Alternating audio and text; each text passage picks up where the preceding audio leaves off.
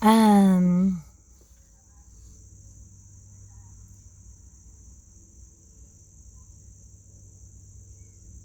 okay, let's backtrack a little.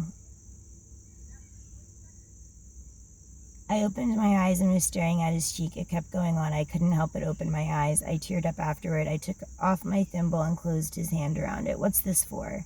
And through my tears, I explained it to him. I asked him to never throw it away, and he promised to keep it forever. He better.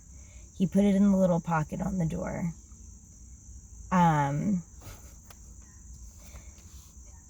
He did keep it. He kept it for several years. And then when I met Brandon and wanted to be with Brandon forever, I asked him to mail it back to me.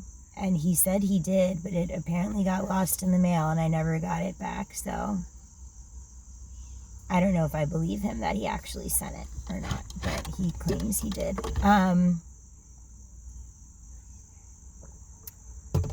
He put it in the little pocket on the door. He'll soon find that in the opposite pocket is the receipt from the gel. He can stumble across that someday and laugh about it. You probably just threw it away. I leaned my head on his shoulder and played with the drawstring on his sweatshirt for a while. All I ever wanted in life was to cuddle, and that was like the first time it happened. I take my underwear off. Oh my God, there's people in strollers going by, and we're finally getting to the like strange explicit part. Okay, they're gone. I take my underwear off, and he then takes me, and he offered to me earlier to sit on his lap. I was pleasantly surprised by that. He moves me so that I'm leaning up against him between his legs, and he's leaning on the window. It's how Blank and his girlfriend were sitting last night. It was cute. It made me long to do it with Maddie. Well, I got to. So I'm pretty much laying on him, listening to him breathe and feeling it, loving his smell, and we make some small talk. We would. We acknowledge that we have a really weird relationship. Yeah, no kidding. He squirts the gel into my hand, and I was a total puss. I rubbed it all over my hand, and I touched my crotch, but I didn't get up very far at all. I cried a bit, so then we sat there for a while. I tried it like twice more than he did it. Yep, Matt, I'll leave his last name out of this. Pointer and middle fingers were in my vagina. Never saw that coming, but I bet he did. I rubbed the goo from my hand onto his. That's pretty much the definition of intimacy, rubbing vagina fluids and lube on someone else's hands. Tough moment. Okay, this went on in a cycle like 10 times. He'd do it, I'd whine loud enough for him to pull his hand out, and in a soothing voice, kind of like a parent, he'd ask me what's wrong. What does it hurt?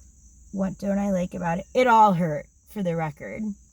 All of it hurt. It was a truly awful, terrible, painful situation. At no point did this feel at all arousing. And we clearly didn't know how anatomy worked. And I just close my legs and burrow my head into him and say, I don't know, I just want to be done. I kept asking to be done, and he wouldn't.